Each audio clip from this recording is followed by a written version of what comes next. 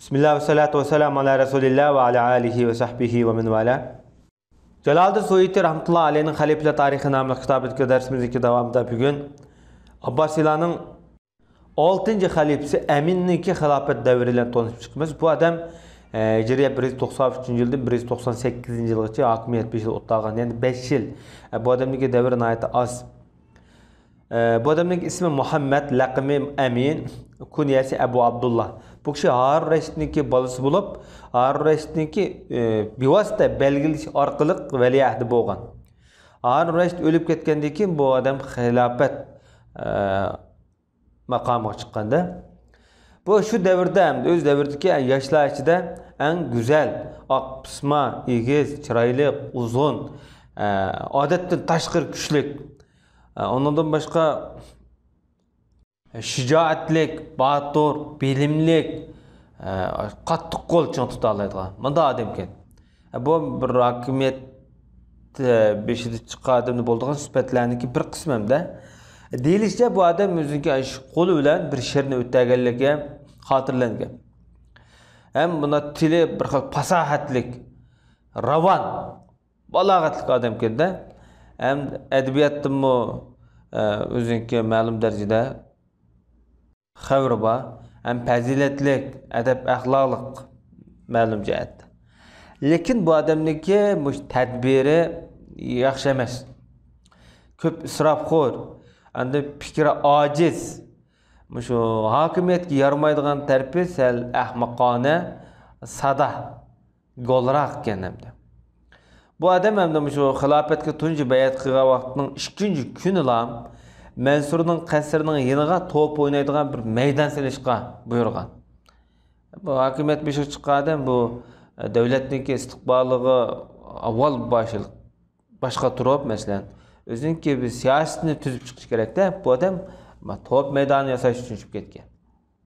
Endi Muhammadul Amin Qosimni valiahdlikda elib tashib, valiahdlikni o'ziniki o'g'li Musoga belgilab qo'ydi-da.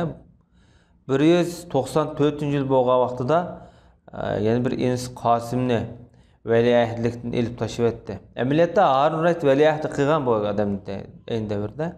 Shuning bilan buning orliq bilan yana bir insi Ma'munning orasida ozroq surkilish paydo bo'ldi. Chunki Harun Rashid 3 oqshukni keyin-keyindan valiahd belgilab qo'ygan. Qosimni elib etgandan keyin yana bir insi Ma'mun darhol andish qildi bu yerda. Yani bazı deyilishcha shu vaqtdagi vazir Fazl ibn Rabi agar xilofat Ma'munga qolsa keyin Amindan keyin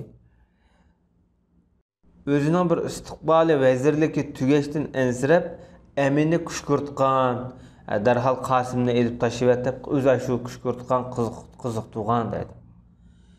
Shuni bilan valiahdlikni o'g'li Musoga bergan.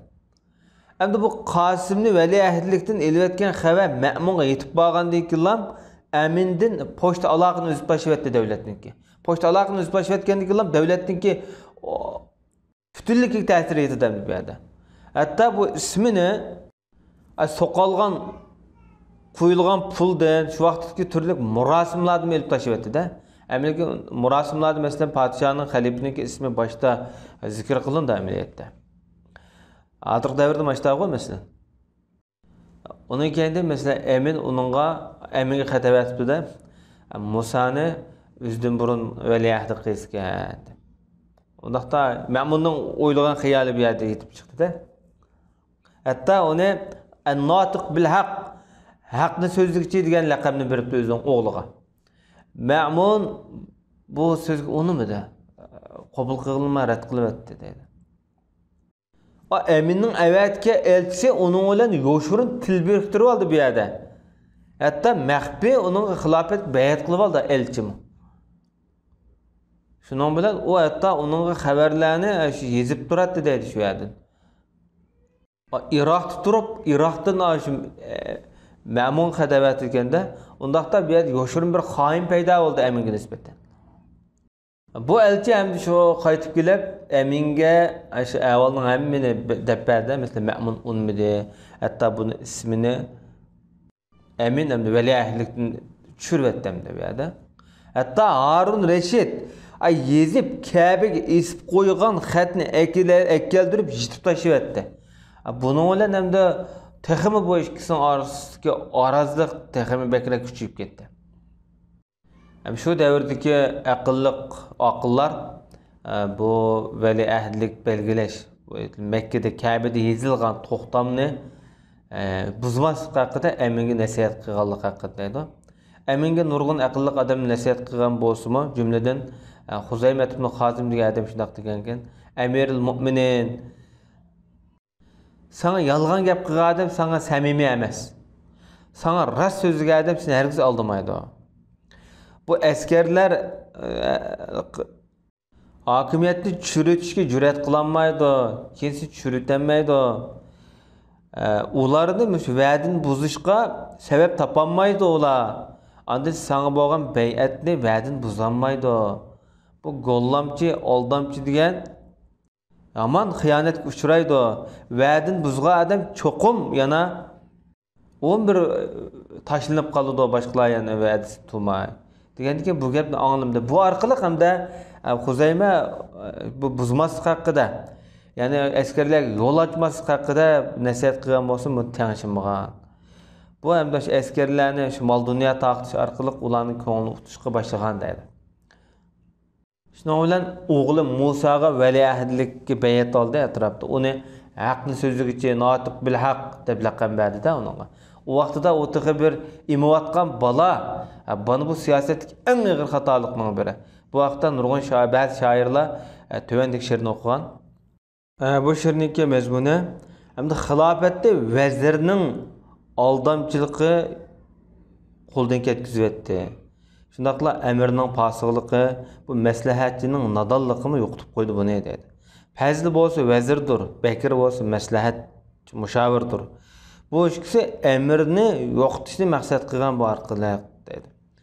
Hamda xalifaning lavvatligi bir hayron qolg'idek ish bo'lsa, uningdan bekrak hayron qoldig'imiz vazirning sharkiti. Vazirning bu yerdagi xilofatni yo'qitishi deydi. Mavu desep çeyniydi, avu çeylinidi. Şununla o'xshash. Albatta bu ishlar işte bir-biriga o'xshamaydi. Agar ikkilisi bir-biridan iffetlik, bu buningdan iffetlik bo'lgan bo'lsa, albatta bu ish yoshurun yoki bunda sirtqa chiqmagan bo'ladi. Bu hozirgi avval bo'lmagan bo'ladi demoqchi. Buningdan bekrak hayron qoldig'imiz biz bir kichik bir balığı bayat qılıbatımız bu yerda. Hatta özün kassını juyanmaydigan bir bala, tık suydikidan acımagan bir bala, quchoqdagi bir emivatgan bala. Bunun hemmisi Fazilning Bekirning qılıbatgan işi. Bu nurluq kitobni o'chirishni maqsad qilgan, Kabe'dagi kitob demoqchi. Agar u ikkisi zamonning xilma-xil mushtaq ta'lilleri yoki zamonning davrning taqdirlari bo'lmagan bo'lsa, bu ikkisi bir karvonda bo'lamdi yoki urush qildigan jangchilar ichida bo'lamdi. Bu ikkisi bitta davrniki, zamonniki cho'g'ilishi bilan vazir bo'lib qolgan, mushavir bo'lib qolgan. Agar mushta bo'lmagan bo'lsa, nima bo'ladi demoqchi. Bu orqali bu ikkisini tushiryapti-da vazir bilan mushavirni. Ma'mun hamda o'ziniki shu valiahdlikdan rasmiy jaraqlashtirilganligini ishonch qilib bilgan vaqtida Amirul Mu'minin yoki Imomul Mu'minin nomi bilan ataldi. Amirul Mu'minin xalifaning nomi. Xat yozgan vaqtida oshta xat yozgan. İbn Maham bilan Ma'munning askarlari orasida bo'lgan to'qinish hamda ikki okufga orasida bo'layotdi-da hokimiyat talashib. Har Raşid'ninki hayatida en aqlli zeki padişah bo'lsa-mu, bolalarni ziyoda yaxshi ko'rganlikdan bu yerdagi bolalarga bo'lgan ziyoda ko'yinish buni bir davlatni, butun bir davlatni vayron qilyapti-da. Mana bu diqqat qilish tegishli nuqta. Endi Amin xalifa Ali ibn Isa ibn Mahanni tog' turaliga vali qilib belgildi. Bu hozirgi Iron tarafdagi Hamazon, Nahavand, Qum, Asbahan tarafida. Bu 195 yil bo'lgan vaqa. Ali ibn İsa Bağdat'tan şu yili Cumadil ahir ayının o'ttirda 40 ming askarni elib Ma'mun bilan urush qilg'ilmaganda. Buningdek qurollangan askar ko'rilib boqmagan deydi. Hatta o'zi bilan ay Ma'munni bog'lab kelma deb ay kumush ushkalni elib mangan.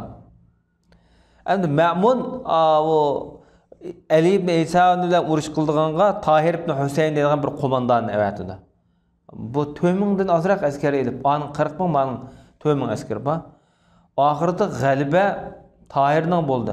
Undaq Ma'mun utdi. Ali'ni o'tdi, askarlari mag'lub bo'ldi. Uning beshini Ma'munga ko'tarib berildi-da, Ma'munning huzurida Xurosonda, Marva, Turkmaniston, Afg'oniston tarafida buning Ali'ning boshlarini sazoy qilib cho'g'iltib yurdi. Hatto Ma'munning shu vaqtida Salom xalifa degan shiorlar to'lanish boshlandi. Xabar Aminga yetib kelgan vaqtida mag'lubiyat xabari. O beliq o'layotgan ekan, beliq tutayotgan ekan. O xabar elib kelgan odamga voy sana, qo'yav gapingni. Taq Kevser ikki beliq tutdi, men de hech nim tutmadim degan. Kevser degan buning yaxshi ko'rdigan o'zining qul xizmatchisi. Demak, ashundaq bir ig'ir talopatlik davrlardimi, vaqtlardimi, paytlardimi bu yani o'zining ho'shini bilmay o'yin tomosha bilan bo'lgan. Demak, biz har rashdan biz ibrat olgan bu nokta balaga o'rinsiz ziyoda ko'yinish bir davlatnimi, oilanimi vayron qilishga elib bordi. Oxirida Ma'mun o'ldi, nima Amin o'ldi oxirida. Tahirning qo'lida pichoq qilinib. Demak, ziyoda ko'yinish, o'rinsiz ko'yinish bolalarimizni talafotga uchratmasdan kelgusida. Bu biz ibrat oldigan bir tarixdagi muhim tarafi. Va sallallohu ala nabiyina Muhammad va ala alihi va sahbihi ajma'in.